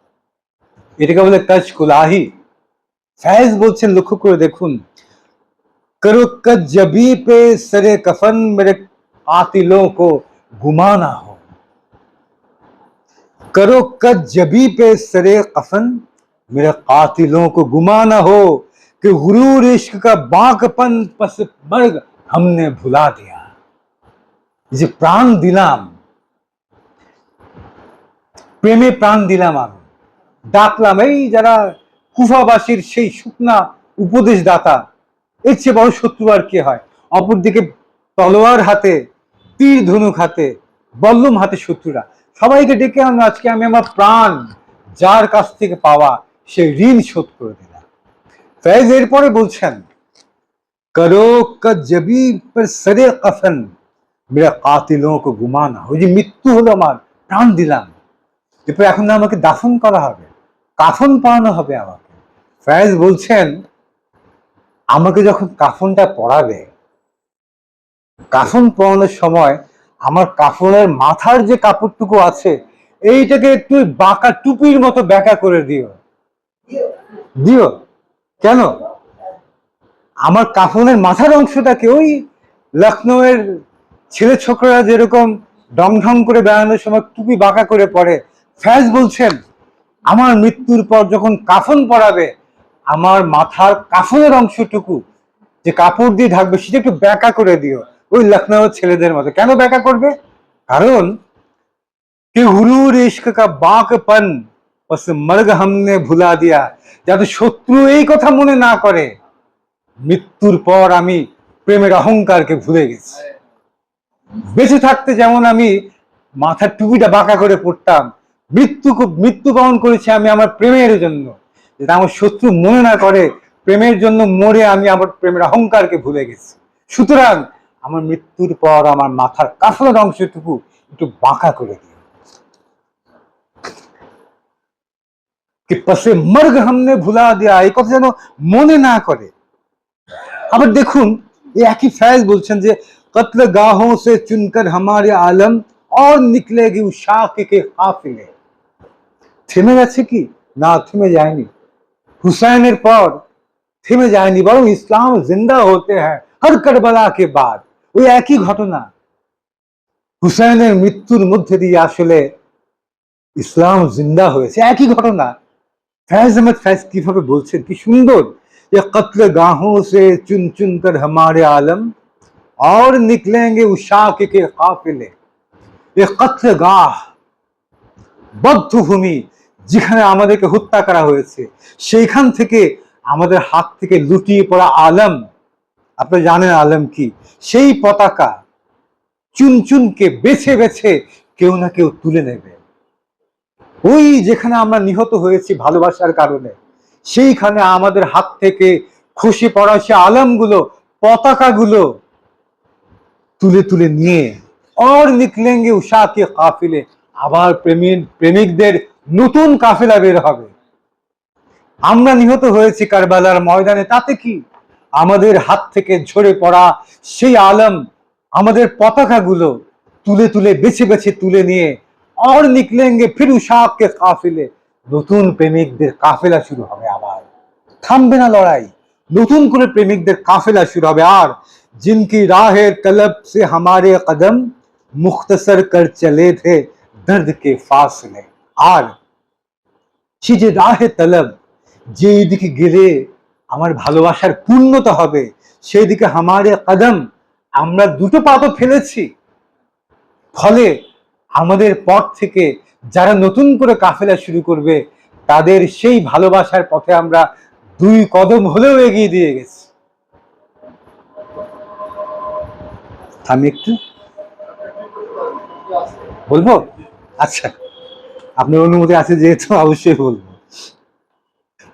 একটু দেখুন ফয়েজ কেমন করে বিবর্তিত হচ্ছে একই ধারণা, একই ভাবনা। লক্ষ্য করে দেখুন, বলছেন খুব দুর্দান্ত একটা গজল লিখেছেন, একই ভাব। ওই কারবালার ময়দানের ঘটনাগুলো কেমন রূপ ধরে হাজির হচ্ছে ফয়েজ আহমদ ফয়েজের একটা গজলের মধ্যে। হুই হ্যায় ফির ইমতিহান ইश्क की तदबीर, হুই হ্যায় ফির, কি হলো? ইমতিহানে ইश्क की तदबीर। বিসমিল্লাহ, পানি খাওয়ার জন্য বলিনি, গজলটাতেই আছে। বলছে যে হুই হ্যায় ফির ইমতিহানে ইश्क की तदबीर, বিসমিল্লাহ হরেক জানিব মচা কোহরা মে দারো গীর, বিসমিল্লাহ। আবার কি হলো? প্রেমের জন্য আবার নতুন করে পরীক্ষা শুরু হয়েছে। বিসমিল্লাহ, আমি আছি, আমি আছি। হরেক জানিব মচা কোহরা মে দারো গীর, চারিদিকে দেখো শুধুমাত্র দারো গীর, ফাঁসি কাঠের কোলাহল শুরু হয়েছে। আমি আছি, বিসমিল্লাহ। বলছেন যে গলি কুচো মে বিক্রি শোরিশে জঞ্জির, বিসমিল্লাহ। গলিতে গলিতে অলিতে গলিতে রাস্তায় রাস্তায় কি হচ্ছে? বিক্রি শোরিশে জঞ্জির, শৃঙ্খলের ঝনঝন ঝনঝন শব্দ চারদিকে অলিতে গলিতে। বিসমিল্লাহ দরো জিন্দা পে বুলवाए गए फिर से जुनू वाले, ফাঁসি কাঠে যেখানে গলা কেটে ফেলা হবে সেই দিকে আবার ডাকা হয়েছে ভালোবাসার পাগলদেরকে, জুনু ওয়ালে। আর কাদেরকে ডাকছে? দাড়ি দরিদা দামন ওয়ালে, পরিশা পরিশা গেসু ওয়ালে। ডাকা হচ্ছে আবার সেই ফাঁসি কাঠের দিকে। কাদেরকে? যারা পাগল, যারা মজ্জুব, যাদের গলা কাটা হবে, যারা দরিদা দামন, যাদের জামা ছিন্ন ভিন্ন হয়ে গেছে কাঁটার পথে হাঁটতে হাঁটতে, মরুভূমির মাঝে, আবার সে মরুভূমি, মরুভূমির মাঝে হাঁটতে হাঁটতে যাদের জামা ছিন্ন ভিন্ন হয়ে গেছে, পরিশা গেসু ওয়ালে, যাদের কেশুরাজি এলোমেলো। সবার ডাক পড়েছে কোথায়? সেই মক্তল গাহ, যেখানে বদ্ধভূমি, যেখানে প্রাণ দিতে হবে ভালোবাসার জন্য। জাহা মে দরে দর্দ কাতিল ফির হুই তৌকির, বিসমিল্লাহ। কি সুখবর, কি সুখবর! সুখবরটা কি? জাহা মে দর্দে দিল কি ফির হুই তৌকির, হৃদয়ের বেদনায় পৃথিবীতে আবার মূল্য দেয়া শুরু হয়েছে। বিসমিল্লাহ। হৃদয় বেদনার মূল্য আপনি কোথাও পাবেন না। অর্থ মূল্যে হৃদয় বেদনার মূল্য হয় না। যারা শুধুমাত্র রিয়াকারী, প্রদর্শনের মধ্যে দিয়ে নিজের ভালোবাসাকে দেখাতে চায়, সেখানে ভালোবাসার মূল্য পাওয়া যায় না। ভালোবাসার একমাত্র মূল্য কোথায়? প্রাণ বিসর্জনের মধ্যে, ত্যাগ, শুধুমাত্র নিজেকে বিলিয়ে দেওয়ার মধ্যে। ফলে এই যে চারদিকে বদ্ধভূমির ডাক, এই যে চারদিকে অলিতে গলিতে শুধুমাত্র শেকলের ঝনঝনানি, ফয়েজ বলছেন যে কি সুদিন, আবার আজকে হৃদয় বেদনার মূল্য দেওয়ার সময় পাওয়া গেছে। এরকম সময় সবসময় আসে না, হৃদয় বেদনার মূল্য পাবো, এইরকম সবসময় সুযোগ পাওয়া যায় না। আজকে আবার কি সুদিন, বদ্ধভূমিতে আমাদের ডাক পড়েছে, আবার ডাক পড়েছে বদ্ধভূমিতে। বলছেন হুই হ্যায় সরে সরে দরিয়া পরস্তিশ हो राही है फिर गुनाहों की, আর কি? করো यारो शमशीर नालाए शबगीर, बिस्मिल्लाह। আবার রাত জেগে জেগে বেদনার আর্তনাদ করো বন্ধুরা, বলো বিসমিল্লাহ। শেষ দুটো লাইন খেয়াল করে দেখুন, সরে মক্তল চলো বেজহমত ও তকসির, বিসমিল্লাহ। সরে মক্তল, কতল যেখানে করা হয় সেটাকে বলে মাকতাল। যিনি কতল করেন তিনি হচ্ছেন কাতিল, আর যিনি এগুলো দেখভাল করেন তিনি হচ্ছেন কোতোয়াল। সরে মক্তল চলো বেজহমত ও তকসির, কোনো দ্বিধা ছাড়া, কোনো জহমত ছাড়া চলো বদ্ধভূমির দিকে বন্ধুরা। বিসমিল্লাহ, হুই হ্যায় ফির ইমতিহান ইশক কি তদবীর। বিসমিল্লাহ, আবার সেই প্রেমের পরীক্ষা দেওয়ার সময় এলো। বিসমিল্লাহ। একই রকম ভাবে মখদুম মহিউদ্দিন নামে একজন বড় কবি ছিলেন। তার একটা শের আপনাদেরকে শোনাই। ইমামে তশনা লবা, কার কথা মনে হয়? ইমামে তশনা লবা, যারা তৃষ্ণার্ত তাদের ইমাম কে? সে অবশ্যই হুসেন, তৃষ্ণার্তদের ইমাম। ইমামে তশনা লবা খিজর রাহ আবে হায়াত, যে ঠোঁটের মধ্যে তৃষ্ণা নিয়ে যারা প্রাণ দিল তাদের যিনি ইমাম, যিনি এক বিন্দু পানি না পেয়ে প্রাণ দিলেন, তিনি আবার একই সঙ্গে আবে হায়াত কোন দিকে সেই পথ একমাত্র সেই লোকটাই জানে। কে? ইমামে তশনা লবা, সেই তৃষ্ণার্ত যারা প্রাণ দিল, এক বিন্দু পানি না পেয়ে যারা কারবালার ময়দানে প্রাণ দিল, তাদের ইমাম। যারা 3 দিন এক ফোঁটা পানি না পেয়ে প্রাণ দিল, তাদের ইমামই জানেন কোথায় আবে হায়াতের পথ। আর কেউ জানে না। কোথায় সেই জল, যে জল খেলে আর কোনোদিন মৃত্যু আসবে না, সেই জলের আবে হায়াত বলে যাকে, তার পথ একমাত্র কে জানেন? ইমামে তশনা লবা। এই তৃষ্ণার্ত যারা প্রাণ দিলেন ময়দানে কারবালার, তাদের ইমাম হুসেন, সেই কেবলমাত্র জানে কোথায় সে অমৃত বাড়ির পথ, অমৃত বাড়ির সন্ধান কোথায়। अंधेरी रात की सीने में मशालों के बारात, আর তাদের চোখ থেকে গড়িয়ে পড়া অশ্রুবিন্দু যেন অন্ধকার রাতের মধ্যে অজস্র মশালের বরাত, অজস্র মশালের পথ চলা। কি সব ছবি এঁকেছেন এক আমাদের কারবালা ময়দানে সে ওয়াকিয়া থেকে, কি সব ছবি এঁকে গেছেন। লক্ষ্য করে দেখুন, আলী সরদার জাফরির একটা ছোট্ট নজমের কয়েকটা লাইন শোনায়। বলছেন যে আলী সরদার জাফরি পরে শোনাবো, আগে কাইফে আজমি শোনাই। সময় কমে আসে, আমার অনেক কিছু বলা বাকি আছে, ওদিকে এখন যাইনি আমি। কাইফি আজমির নাম আপনারা জানেন, অনেকে হয়তো তাকে শাবানা আজমির বাবা বলে চিনতে পারে। তো কাইফি আজমি তিনি একটা কবিতা লিখেছেন, কবিতাটার নাম হচ্ছে মক্তলে লেবানন, লেবাননের মক্তল। আজকেও কি লেবাননে একটা বদ্ধভূমি না? লেবাননে বদ্ধভূমি না? দেখুন, এই লেবাননে এখনো ওই লড়াই কিন্তু চলছে, মিথ্যার বিরুদ্ধে সত্যের লড়াই, মজলুমের লড়াই, জালিমের বিরুদ্ধে। এই একই জায়গা থেকে কি দুর্দান্ত এখন নজমে লিখেছিলেন कैफी आजमी। ऐ सबा लौट के किस शहर से तू आता है, लौट कर किस शहर से तू आती है, तेरी हर लहर से बारूद की बू आती है। हे ভোরের বাতাস, হে ভোরের বাতাস, কোন শহর থেকে তুমি আসছো বলো তো? তোমার হে ভোরের বাতাস, কোন শহর থেকে তুমি আসছো? তোমার প্রতিটা ঝাপটায় আমি কেন বারুদের গন্ধ পাচ্ছি? खून कहां बहता है इंसान का, खून कहां बहती है इंसान की पानी की तरह, কোথায় জলের মতো বয়ে যায় মানুষের রক্ত? কোথায় জলের মতো বয়ে যায় মানুষের রক্ত? जिससे तू रोज यहां करके वजू आती है, কোথায় বয়ে যায়, কোন শহরে বয়ে যায় পানির মতো মানুষের রক্ত বলো?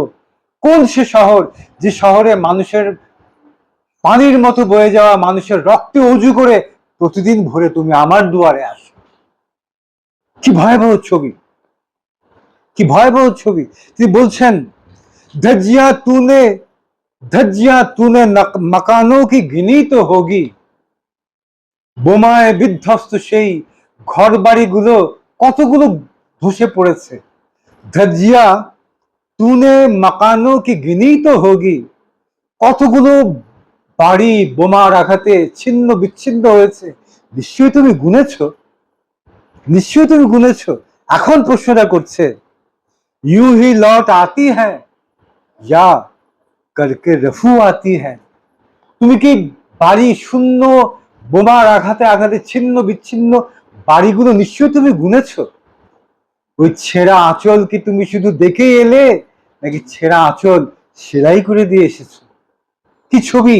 বলছেন যে আপনি सीने में चुरा लाई है किसे किसकी आहें मल के रुखसार पे किस किस का लहू आती है।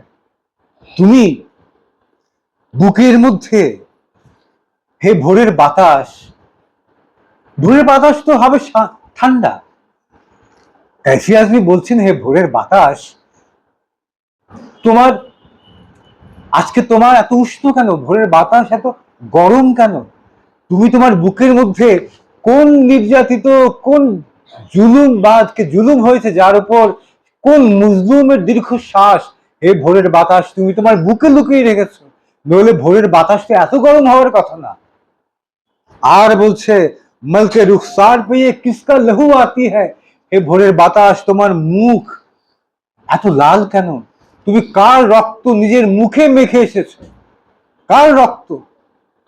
আহা,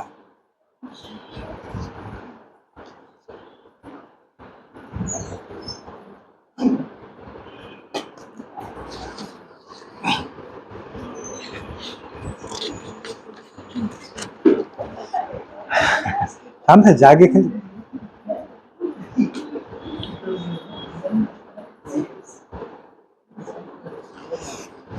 দেখুন এরপর কেমন করে কাইফি আজমি সেই ঘটনাকে মেলাচ্ছেন যে एक एक जिस एक जिस वादी में एक एक बूंद को जिस वादी में तरसे थे हुसैन, एक एक बूंद को जिस वादी में तरसे थे हुसैन, तेल के चश्म है नासूर उसकी वादी के।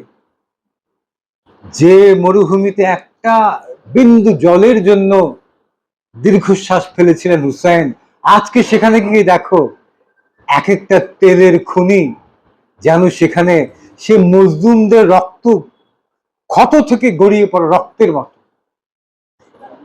সেই বাগদাদ, সেই ইরাক, সেই সিরিয়া, সেই সৌদি আরব, সেই লেবানন, সবগুলো এখন তেলের খনি। উনি বলছেন যে মরুভূমির মধ্যে একটা একটা বিন্দুর জন্য হুসাইন অস্থির হয়েছিলেন, দীর্ঘশ্বাস ফেলেছিলেন, সেখানে আজকে এক একটা তেলের খনি, যেন সেই মজলুমদের গায়ে তীর থেকে, তলোয়ারের আঘাত থেকে ঝরে পড়া রক্তের মতো, ঝরে পড়া রক্তের মতো। বলছেন, शिमर जालिम भी है, कातिल भी है, मलून भी है, वो है क्या शिमर को खंजर जो थमा देता है। শিমার না হয় কাতিল, অত্যাচারী, সে কেমন লোক যে শিমারের হাতে তলোয়ার তুলে দেয়। বলছেন, কব উঠায়েগা খুদা হশর খুদা হি জানে, আদমি রোজ কই হশর উঠা দেতা হ্যায়। খোদা কবে কিয়ামত নামাবেন খোদাই জানেন, মানুষ তো এখন প্রতিদিন এখানে একদিন এক একটা করে কিয়ামত নামিয়ে আনছে। দেখেন কোন থেকে কোথায় চলে গেল। ওই একই জায়গায় আমি ব্যাখ্যা করলাম কয়েকটা পর্ব, যে কেমন করে সেই হুসাইন, সেই রক্তাক্ত কারবালা, সেই দীর্ঘশ্বাস, সেই তৃষ্ণা, কেমন করে আজকের দিন পর্যন্ত জুলুম, মজলুম আর জালিমের লড়াইয়ের প্রতীক হিসেবে টিকে আছে। যতবার এই লড়াই হবে, যতবার এই লড়াই হবে, যতবার আমরা বুঝতে পারবো যে সুরখ মত, লাল মৃত্যু, আর সিয়াহ মত, অন্ধকার মৃত্যু, দুটো এক না, ততদিন বারবার ফিরে আসবে এই রূপক, এই গল্প, এই কাহিনী। সেই কাহিনী শুধুমাত্র কোনো ব্যক্তির নয়, কোনো নির্দিষ্ট বিশ্বাসের নয়, সেই কাহিনী ইকবালের মতোই সৃষ্টির প্রথম দিন থেকে এখনো হয়ে আসছে। সেই কাহিনী হুসাইন তার পর্বে সেই সত্যের পক্ষে লড়াই করেছিলেন, এবং সেই ইমাম জাফর সাদিকের কথা মতো আজকেও আমাদের মনে রাখতে হবে, প্রতিটা দিন কারবালা, প্রতিটা জায়গা, প্রতিটা দিন আশুরা, প্রতিটা দিন কারবালা। ঠিক কিরকম? যেমন একটা বিখ্যাত ইয়ের মধ্যে, कवालीर मध्य आपने শুনেছেন বোধহয় যে शहीद करबला की मोमिनों जब याद आती है तरफ जाती है दुनिया खून आंसू बहती है शाह अस्त हुसैन और शाह हस्त हुसैन बादशाह हस्त हुसैन दीन हस्त हुसैन दीन पना हस्त हुसैन सरदार नादार दस्त दर दस्त यजीद हक आके बीना ला इला हस्त हुसैन हुसैन शाह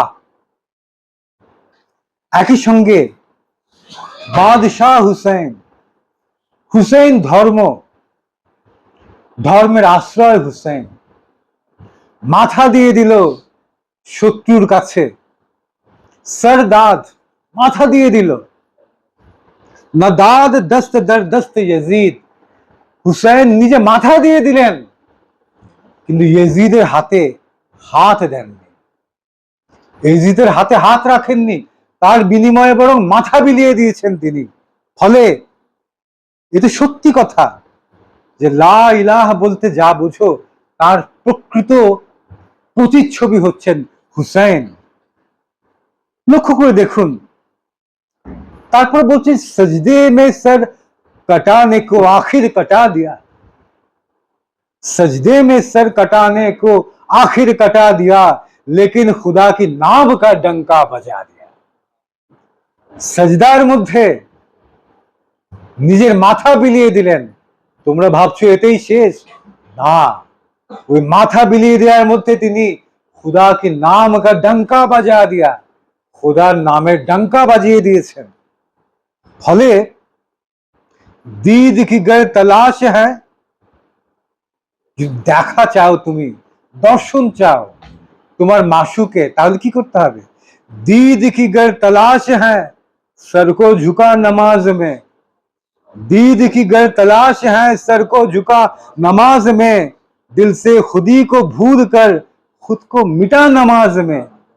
নিজেকে না মিটালে যতক্ষণ পর্যন্ত খুদি থেকে যাবে ততক্ষণ পর্যন্ত নামাজ হয় না, নামাজ হয় না। ওই যে হযরত তাজির একটা বিখ্যাত শের আছে, তিনি বলছেন যে क्या मैं नहीं रहा जो सजदा करूं तुझे, हाँ क्यों रहे, हाँ क्यों रहे शरीक इबादत ख्याल गैर, हाँ क्यों रहे शरीक इबादत ख्याल गैर। আপনি যখন ইবাদত করবেন সেখানে যা ইবাদত করছেন সে ছাড়া কোনো গায়ের, পর যে পর কেন শরীর থাকবে ইবাদতের সময়? আমি যাকে ইবাদত করছি সে ছাড়া অন্য কেউ থাকলেই তো গায়ের, এবং সে আপনি ইবাদত করছেন তার মানে অন্য কারো চিন্তা এর মধ্যে আসলো, এ শরিক হয়ে গেল। আর শরিক হওয়া মানে কি? শিরক। हाँ क्यों रहे इबादत शरीक ख्याल गैर, ইবাদত করার সময় যে গায়ের, যে পর, তার ভাবনা কেন শরিক হবে? এরপরে গন্ডগোলের লাইনটা বলছেন, क्या मैं नहीं रहा जो सजदा करूं तुझे, আমি যখন তোমাকে সজদা করি তখন কি তুমি ছাড়া আমি রয়ে গেলাম না? তার মানে তুমি ছাড়া আমি, আমি নামের আরেকজনের অস্তিত্ব স্বীকার করছি, এটা কি শিরক হয়ে গেল না? তার মানে যতবার আমি সেজদা দেই ততবার শিরক করি। কি গন্ডগোলের কথা! ফাজল বলছেন, হযরত জহির শাহ তাজির লেখা কালামের একটা অংশ, শেষের দিকে হযরত জহির শাহ তাজি গিয়ে বলছেন যে, তাজি বলছেন শেষের দিকে গিয়ে যে দেখো যে হে তাজি, এখন আমি তোমাকে দেখার সময় আমি নিজেও দেখব না, আমি এখন থেকে যখন তোমাকে দেখব তখন আমি নিজেও তোমাকে দেখব। এইটা ছাড়া, তোমাকে তুমি হয়ে দেখা ছাড়া তোমাকে দেখার অন্য কোনো উপায় নাই। তোমাকে দেখতে হবে তুমি হয়ে। যতক্ষণ পর্যন্ত আমি থাকছি ততক্ষণ পর্যন্ত তোমাকে দেখার সুযোগ নাই। ততক্ষণ সাজদা দিলে প্রত্যেকটা সাজদা হবে একটা শিরক, যতক্ষণ পর্যন্ত আমি বলতে আলাদা কোনো কিছুর অস্তিত্ব থেকে যাচ্ছে। ওয়াহদাতুল ওজুদের দৃষ্টিতে সেটা শিরক। খায়ের, এটা আসলে আলোচনার এখানে ব্যাপার না। বলছেন যে दीद की गर तलाश हो, सर को झुका नमाज में, दिल से खुदी को भूल कर खुद को मिटा नमाज में, आएगा तुझको जब नजर रूए खुदा जब नमाज में, पहले हुसैन की तरह सर को कटा नमाज में, पहले हुसैन की तरह सर को कटा नमाज में। চমৎকার একটা রূপকল্প তৈরি করলেন। মাথা সাজদায় যতবার মাথা ঝোঁকাই, আবার যখন সাজদা থেকে মাথা তুলি, তখন কি আমার সাজদা ভঙ্গ হয়ে গেল না? মাথা তুললাম, তার মানে আমার সাজদা ভেঙে গেল। যত বারবার সাজদা ভাঙে বলেই তো বারবার সাজদা দিতে হয়। তার চেয়ে যদি হুসাইনের মতো সাজদায় মাথা কাটাতে পারতাম, আর কখনো দ্বিতীয়বার মাথা তুলতেও হতো না, নতুন করে সাজদা দিতেও হতো না। এর জন্যই বলছেন যে নামাজের মধ্যে सरको कटा नमाज में, হুসাইনের মতো सरको कटा नमाज में এমন সাজদা দিতে শেখো যেখানে সাজদা দিলে আর মাথা তুলতে হয় না। একজন কবি দেখুন পরবর্তীকালে বলছেন যে तेरी कदमों में सर होगी, कजा सर को खड़ी होगी, फिर इस सजदों का क्या कहना, अनोखी बंदगी होगी। मैं तेरी कदमों पे सर होगा, তোমার মাথা পায়ে আমার মাথা থাকবে, কাজা সরকো খড়ি হোগি, পাশে মৃত্যু এসে দাঁড়িয়ে থাকবে, আমি সেজদা থেকে মাথা তুললেই সে আমাকে নিয়ে যাবে। আমি কি এত বোকা যে তোমার পায়ে সেজদা দিয়ে সেখান থেকে মাথা তুলবো আর মৃত্যু আমাকে নিয়ে যাবে? এত বোকা আমি না। ওই যে আমি মাথা নুইয়েছি তোমার পায়ে, মাথা তুলবো না, চিরকাল মৃত্যু অপেক্ষা করুক আমার জন্য। তোমার পায়ে যে মাথা নুইয়েছি সেই মাথা তুলবো না আমি, মৃত্যু চিরকাল অপেক্ষা করুক। এ হচ্ছে অমরত্বের নতুন ধরন। অমরত্বের নতুন ধরন। মীর তাকি মীর বলেছিলেন না তার এক শিরের মধ্যে যে हर घड़ी घड़ी भर में मरते हैं मीर, हर घड़ी भर में मरते हैं मीर, उनने जिंदगी का नया ढंग लाया। প্রতি মুহূর্তে হাজার হাজার বার মরে মীর, প্রতি মুহূর্তে হাজার হাজার বার মরে মীর। সে তো দেখি নতুন জীবন পাওয়ার নতুন ঢং বের করেছে। ক্ষণে ক্ষণে মরে, ফলে ক্ষণে ক্ষণে তার নতুন জীবন। যে মৃত্যুকে ভয় পায় তার তো নতুন জীবন আসে না, সেই নতুন জীবন পায় যার মৃত্যুতে ভয় নাই। আমি একটা গজল না, একটা বড় ইসের কিছু অংশ, ওইটা পড়ে আজকে আলোচনাটাকে আপনাদের সামনে থেকে আমি রুখসত চাইবো, অনুমতি চাইবো। 9টা বেজে গেল প্রায়, এটা দিয়েই শেষ করি। খুব প্রিয় আমার, আপনারা অনেকেই শুনেছেন, কিন্তু আমি এটা বলবো সবার সামনে পড়তে একটা আনন্দও হয়, আনন্দ। প্রেম বারবার ফিরে এসছে। মানে শরাব, যার একটা হচ্ছে শর আব, আব মানে জল, যে জল আপনার অস্তিত্বকে পুড়িয়ে দেয়, সে হচ্ছে শরাব, মদিরা, মদ যাকে বলা হয়। ফার্সি কবিরা, উর্দু কবিরা তাসাউফের কথা যখন বলেন, তারা জানেন আপনারা যে শরাব বলতে কি বোঝায়।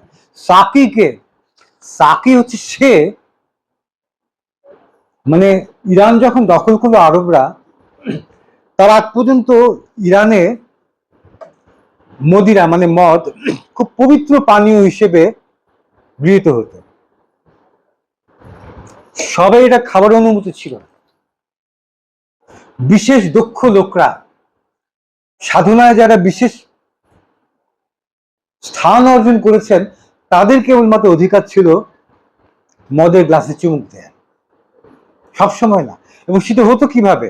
গোল হয়ে বসতো, একটা পাত্র থাকতো, ওই পাত্র হাতে হাতে ঘুরত। সাকি তিনি পাত্র ঢেলে ঢেলে ঢেলে ঢেলে দিতেন। আর সাকি তার মানে সাকির যার উপর কৃপা আছে সে বেশি পাবে, মদ বেশি পাবে। সাকি যাকে দেখতে পারে না, দেখা যাবে তার হাতে পাত্র যেতে যেতে মদ শেষ। গালিব বলেছিলেন যে, গালিবের বিখ্যাত শের আছে যে, मुश्तक कब उनकी बज़्म में आता था दौड़े जाम, साकी ने कुछ मिला ना दिया हो शराब में। মানে ঘুরতে ঘুরতে আমার হাতে পান পাত্র আসবে, আগে তো কখনো এটা হয়নি, আজকে দেখি আমার হাতে পান পাত্র এসছে। এবং এখানেই শেষ না, সাকি দেখি আবার সুরাহি থেকে মদ ঢেলে দিচ্ছে, ফলে চিরকাল না পেতে পেতে অভ্যাস খারাপ হয়ে গেছে। এখন গালিবের মনে হচ্ছে যে এর আগে তো এমন কখনো হয়নি, আমার হাতে পান পাত্র এসছে, আবার সুরাহি থেকে মদ ঢেলে দিচ্ছে, মদও আছে। গালিবের মনে হচ্ছে সাকি নে কুছ মিলা না দিয়া হো শরাব মে, সাকি মনে আজকে মদের মধ্যে পানি টানি ঢেলেছে, নইলে আমার ভাগ পর্যন্ত আসার কথা না। সাকি, আবার এই যে পানপাত্র গোল হয়ে ঘুরছে, এটার সঙ্গে এই যে দিন ভোর হচ্ছে, সূর্য উঠছে, সূর্য ডুবছে, আবার ভোর হচ্ছে, আবার সন্ধ্যা হচ্ছে, চক্রাকারে ঘোরা, জীবনটাকেই কবিরা বলেন এই পানপাত্র হাতে হাতে ঘোরার মতো। এবং জীবন সবাইকে সবকিছু দেয় না, ওই পানপাত্রের মতোই, কারো হাতে পানপাত্রের মদিরা থাকে, কারো পাত্র থাকে শূন্য।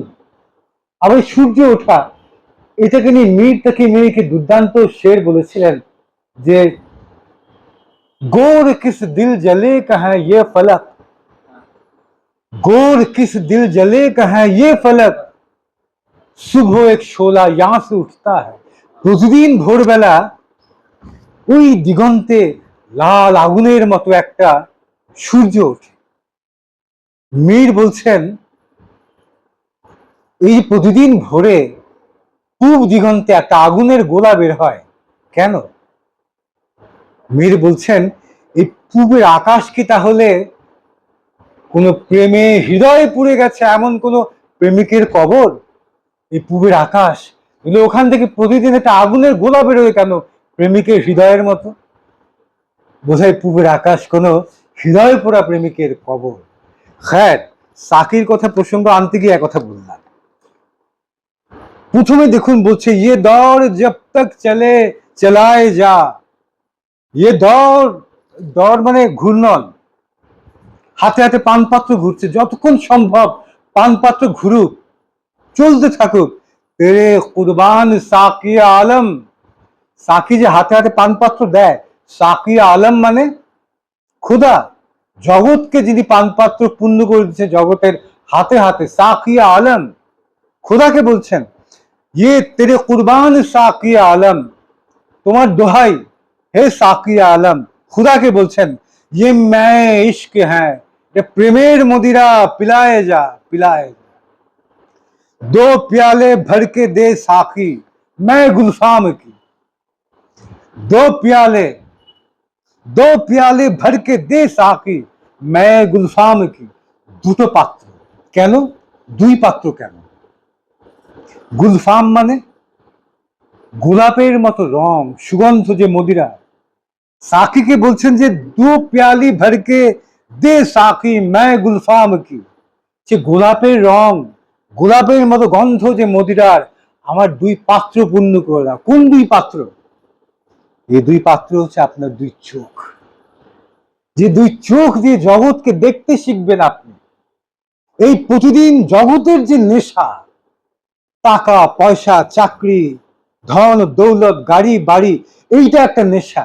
ওই নেশা কাটানোর জন্য হে সাকি আলম, আমার দুই চোখের মধ্যে তোমার নিজের মত পূর্ণ করে দাও, যাতে ওই নেশা কাটিয়ে আমি তোমার নেশায় মগ্ন হতে পারি। ছবি খেয়াল করে দেখুন, ছবি খেয়াল করে দেখুন, মিটা দে পুরি তামান্না এসে দিলে না কাম কি, এই ব্যর্থ হৃদয়ের সমস্ত তামান্না তুমি পূর্ণ করে দাও। দে দে দর্দ মে সুরত কই আরাম, এই বেদনার মধ্যে কোনোভাবে তুমি আমাকে একটু শান্তির ব্যবস্থা করে দাও। কেন? एक ही घूंट पिलवा मगर जोशे तमन्ना डालकर, এক ঢোক, এক ঢোকে সই, কিন্তু জোশে তামান্না ডালকার, তার মধ্যে চাওয়ার যে পাগলামি, এক ঢোকি পান করাও, কিন্তু সেটার মধ্যে চাওয়ার পাগলামি পূর্ণ করে দিও এক ঢোকের মধ্যেই। আর কি, এক কতরা দে মগর কতরে মে দরিয়া ডালকার, এক বিন্দু দাও সেই বিন্দুর মধ্যে পুরো সমুদ্র যেন আস্তটা এটার মধ্যে থাকে। एक कतरा दे मगर कतरे में दरिया डालकर साकिया और पिला और पिला और पिला। ऐ साकी तेरी खैर, ऐ साकी तेरी खैर, तेरी मैं कदे में ऐसे पिला के जिसका नशा उम्र भर रहे। मुझको अभी तक न भरपूर कोई जाम मिला, साकिया और पिला और पिला और पिला। हे साकी, তোমার মেখানা, তোমার মদ খানার, তোমার পানশালার আমি নিজেকে উৎসর্গ করে দেই, এমন কিছু আমাকে পান করে দাও যাতে সারা জীবন যাতে তার নেশা না কাটে। এখন পর্যন্ত দুঃখ আমার, মুঝে ভরপুর না কই জাম মিলা, পাত্র পূর্ণ হয়ে আছে, লাবালব কানায় কানায় পূর্ণ হয়ে আছে, এখন পর্যন্ত আমি এমন একটা পাত্র পেলাম না। সাকিয়া और पिला और पिला और पिला। मेरी समत देख साकी, আমার দিকে দেখো সাকি, আমার হালের দিকে দেখো, মেরে জখ পর নজর রাখ, দেখো কি প্রবল বাসনা আমার, কি তীব্রভাবে চাইছি আমি, দেখো একবার। ऐसे না চুরা নিগাহ সাকি না বর্ত ये बेनियाजी, আমার চোখে চোখ পড়লে চোখ ফিরিয়ে নিও না হে সাকি, আমার চোখে চোখ পড়লে চোখ ফিরিয়ে নিও না হে সাকি, আমার প্রতি তুমি এমন নিষ্ঠুর হয়েও না। मुझे आज ही पिला दे না তু টাল কল পে সাকি, আজকেই পান করাও হে সাকি, কালকের দিকে আর জিনিসটাকে টেনে নিয়ে যাও না, আজকে এখানেই পান করাও। কে ছলক না যায় কল তক মেরা জামে জিন্দেগানি, কালকে নিয়ে যাবে, কালকে যে আমার জীবনের পাত্র শূন্য হয়ে যাবে কে জানে। কালকের কথা আর বলো না, কালকের দিকে আর গড়িমসি করো না, আজকে এখনই আমাকে পান করাও হে সাকি। কি পান করাবে? সাকি বলছে এখন এখন বলো কি পান করাবো তোমাকে আমি, কি পান করতে চাও? मंसूर ने तो सूली पे खुद को चढ़ा के पी, মনসুর তো নিজেকে শুলে চড়িয়ে পান করেছে। क्या ये पिलाऊं, এটা পান করবে? বলছে না, এটা না, তাহলে কি? मूसा ने कोहे तूर पे अजमत दिखा के पी, मूसा तो कोहे তুরের মধ্যে নিজের আজমত দেখিয়ে পান করেছিলেন, এটা দেব? এইটাও না, তাহলে কি? तब्रेज ने भी खाल को अपने खिंचा के पी, शम्स तब्रेज নিজের খাল নিজের চামড়া ছিঁড়ে ফেলে দিয়ে পান করেছিলেন, সেই মদিরা, সেই মদ দেব তোমাকে? তাও না, তাহলে কি? सरमद ने मस्ती में सर को कटा के पी, सरमद শহীদ মস্তিতে ভালোবাসার উন্মাদনায় মাতাল হয়ে নিজের মাথা কেটে পান করেছিল, সেই মদ দেব তোমাকে? তাও না, তাহলে কি? ঈসা ने मुर्दे को जिला के पी, ঈসা তো মৃতকে জীবন্ত করে পান করেছিলেন, সেই মদ দেব তোমাকে? তাও না, তাহলে কি? তাহলে अयूब ने भी सब्र की दौलत लुटा के पी, हजरत अयूब ধৈর্যের পরাকাষ্ঠা, সেই ধৈর্যের দৌলত লুটিয়ে দিয়ে পান করেছিলেন, সেই মদ দেব তোমাকে? তাও না, তাহলে কি? কौन सी मैं, কি পান করাবো তোমাকে আমি, কি বাকি থাকলো আর? তখন সাকিকে বলছে करबला में जो दी गई थी शराब, करबला में जो दी गई थी शराब, इब्न हैदर को जो दी गई थी शराब, जिसको जहरा की लाल ने पीकर जान दे दी रजाए मौला पर। আমার সেই মদ দরকার, আমাকে সেই মদ পান করা হয়েছে। কোন মদ? কারবালা মে যে শরাব তুমি দিয়েছিলে, ইবনে হায়দারের পুত্রকে তুমি যে শরাব দিয়েছিলে, জেহরার লাল, জেহরার প্রিয় সন্তান যা পান করেছিল, যে শরাব পান করে খোদার রাজায় নিজের জীবন উৎসর্গ করে দিয়েছিল, আমাকে সেই মদ পান করা হয়েছে, অন্য কোনো মদ আমি পান করব না। জख्म भर भर के खून जारी था, সেই মদ কোন মদ? जख्म भर भर के खून जारी था, सर पे सायाए रब्बे बारी था। কোন রক্ত, কোন মদিরা? গায়ের থেকে প্রতিটা ক্ষত থেকে টপ টপ টপ টপ করে ঝরে পড়ছে রক্ত বালির মধ্যে। ইতিহাস লিখছে, বিশ্বাসের ইতিহাস, বালির উপরে রক্ত দিয়ে। সেই কলমের কালি কি? হুসাইনের গায়ের রক্ত। সেই খাতার পাতা কোথায়? মরুভূমির মাটি, মরুভূমির বালি। বলছেন 3 दिन हुसैन प्यासे थे, 3 दिन हुसैन प्यासे थे, मोहम्मद की मगर नवासे थे। সম্ভব কেমন করে মুহাম্মাদের নওয়াসা, মুহাম্মাদের নাতি 3 দিন তৃষ্ণার্ত থেকে মারা গেল। 3 दिन कि प्यासे थे मोहम्मद की मगर नवासे थे, मांगते थे दुश्मनों से क्यों पानी। তাই বলে কি হুসেন দুশ্মনের কাছে পানি চাইবে? मांगते थे दुश्मनों से क्यों पानी, কারণ পি রক্ষী থি শরাবে নূরানি, সে তো নুরানি শরাব পান করে রেখেছে। 3 দিনের মাত্র তৃষ্ণায় সে শত্রুর কাছে পানি চাইবে? হতেই পারে না। पी के एक ला इलाहा का प्याला, पी के एक ला इलाहा का प्याला, जोशे उल्फत में सर को कटा डाला। লা ইলাহা নামের এক পাত্র পান করে প্রেমের আবেগে নিজের মাথা অবলীলায় কেটে দিয়ে দিয়েছে। দেখো প্রেমের পরীক্ষায় পাশ করি কি না করি। এমন মদ পান করেছিল শব্বির হুসেন, সেই মদ আমাকে পান করা হয়েছে।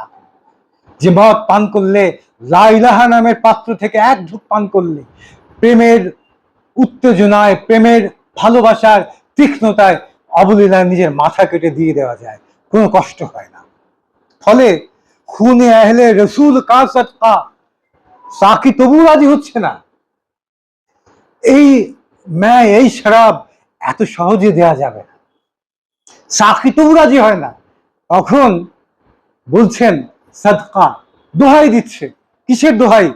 খুনে আহলে রসুল কা সদকা, রসুলের পরিবারের রক্তের সদকা, सदका जाने बतूल का सदका, सदका जाने बतूल का सदका, खूने আকবর का धार का सदका, আকবরের বয়ে যাওয়া রক্তের ধারার দোহাই। আর কি? আসগরে শির খার কা সদকা, সেই দুধ পান করা নিতান্ত শিশু আসগরের রক্তের দোহাই। सदका जैनब की सर की चादर का, আহা, জয়নবের মাথার চাদরের দোহাই।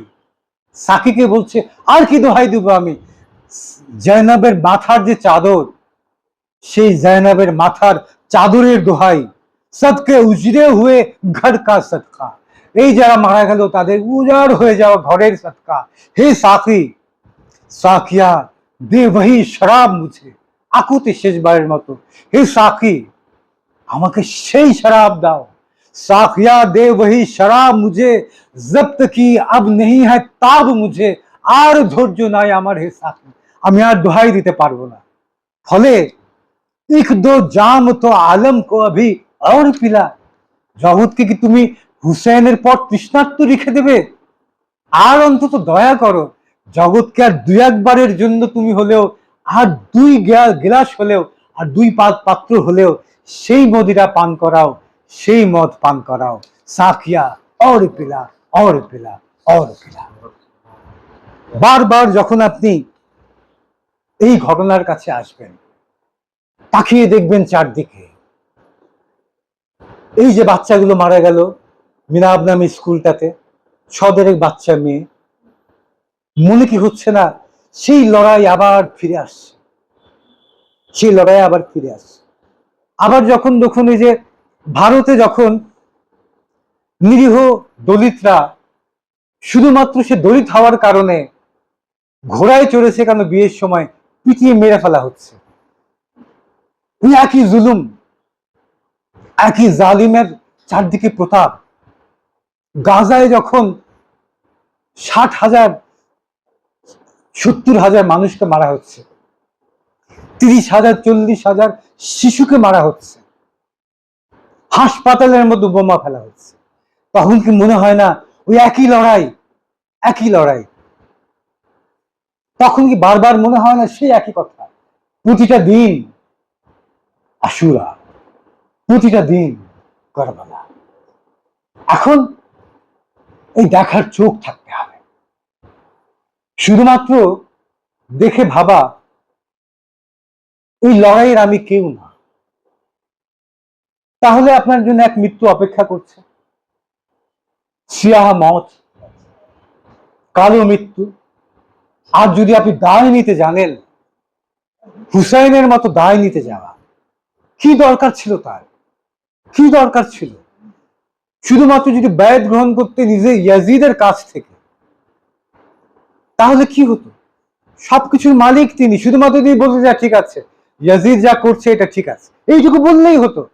কিন্তু দস্তদর না দস্তদর দস্ত ইয়াজিদ, ইয়াজিদের হাতে হাত দেবেন না, মাথা কেটে দিয়ে দিলেন তিনি। এবং এই যে চিরকালের মতো সেই যে আদমের বিদ্রোহের ধারা, আদমের কাল থেকে সে ধারাকে টিকিয়ে রেখে গেলেন। ইসলাম জিন্দা হতে হ্যাঁ হর কারবালা কি বাত। প্রতিটা এরকম অন্যায়ের বিরুদ্ধে যখন আপনি লড়াইয়ে সামিল হবেন, তখনই আপনি ইসলামকে জিন্দা করলেন। যতবার আপনি সেই লড়াইকে না দেখে ঘাড় ফিরিয়ে নিলেন, আপনি ইয়াজিদের বাহিনীর সেই লোকদের অন্তর্গত হলেন যাদের টুপি ছিল, যাদের দাড়ি ছিল, যারা প্রত্যেকে হাজি ছিল, যারা প্রত্যেকে 5 ওয়াক্ত নামাজ আদায় করত। আপনি সেই দলের মুসলমান হলেন। সিদ্ধান্ত এখন আমাদের, আমরা সেই পান করতে চাইবো কিনা সাকির কাছ থেকে, বলবো কিনা যে সাকিয়া और पिला और पिला और पिला। সে সদকা দিতে চাইবো কিনা, যে সদকা দিতে গেলে নিজের জীবনে যা কিছু পাওয়া, যা কিছু স্বস্তি, সেগুলোকে হারিয়ে দিতে হয়, সেগুলোকে পাশে ফেলে দিতে হয়। ফলে প্রতিদিন ফিরে আসে, প্রতিদিন ফিরে আসে আশুরা, প্রতিদিন ফিরে আসে কারবালা। আমরা কোন পক্ষে থাকবো, এইটা হচ্ছে চিন্তার বিষয়। বারবার নতুন করে জীবন ফিরিয়ে দিতে হয়, নতুন করে জীবন দিয়ে কারবালাকে বাঁচিয়ে তুলতে হয়। কারণ মজলুম এবং জালিমের লড়াইয়ে আর কোনো কালি নাই। নিজের শরীর থেকে ঝরে পড়া রক্ত ছাড়া অন্য কোনো কালিতে এই সত্য আর মিথ্যার লড়াইয়ের কাহিনী লেখা হয় না। অন্তত দেখতে শিখি আমরা কোন পক্ষের লড়াইয়ে থাকবো। যে পক্ষের লড়াইয়ে থাকার কারণে ফয়েজ আহমদ ফয়েজের মতো কমিউনিস্ট কবিও হজরত ইমাম হুসেনকে নিয়ে তিনি বিশাল এক মার্সিয়া লিখেছিলেন। এটা এখানে আছে, আজকে পড়ে শোনানোর সময় পেলাম না, সামনে ইনশাআল্লাহ আবার পড়ে শোনাবো কোনো আগে। বিশাল একটা মার্সিয়া লিখেছেন ফয়েজ আহমদ ফয়েজ। আচ্ছা, শেষ তো করে এনেছিলাম।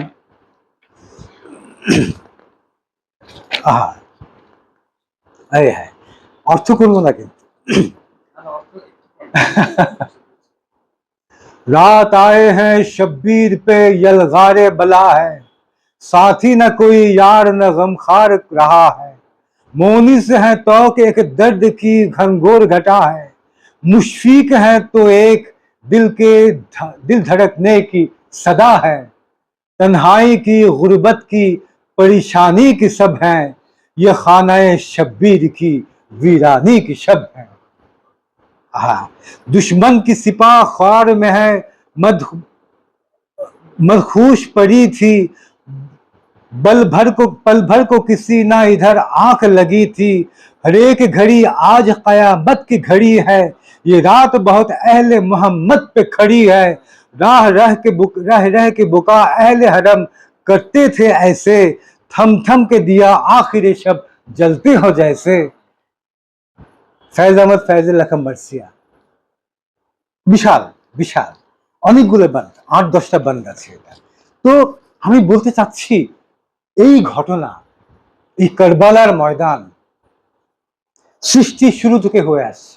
আল্লামা ইকবাল যেভাবে বললেন, হযরত হুসেন তার নিজের রক্ত পান করিয়ে সেই মৃত হয়ে যাওয়া সত্য মিথ্যার লড়াইকে নতুন করে প্রাণ দিলেন এবং একই সঙ্গে বুঝিয়ে গেলেন, যতবার যত জায়গায় জালিমের বিরুদ্ধে মজলুমের লড়াই হয়, হকের বিরুদ্ধে বাতিলের বিরুদ্ধে হকের লড়াই হয়, যতবার সত্যের লড়াই হয় মিথ্যার বিরুদ্ধে, যতবার সেই লড়াইকে রক্ত দেয়, ততবার যেমন করে হুসেন সেই মৃতপার হকের লড়াইকে বাঁচিয়ে তুলেছিলেন নিজের রক্ত পান করিয়ে সেই সত্যের বৃক্ষকে, যতবার পৃথিবীতে যত জায়গায় মিথ্যার বিরুদ্ধে, অত্যাচারের বিরুদ্ধে অত্যাচারিত লড়াই করে নিজের রক্ত দেয়, ততবার হুসাইন ফিরে আসে, ততবার কারবালা ফিরে আসে। ঠিক যেমন ইমাম জাফর সাদিক বলেছিলেন, সেই কথাটা দিয়েই আবার শুরু করি। প্রতিটা দিন আশুরা, প্রতিটা জায়গা কারবালা। শুক্রিয়া।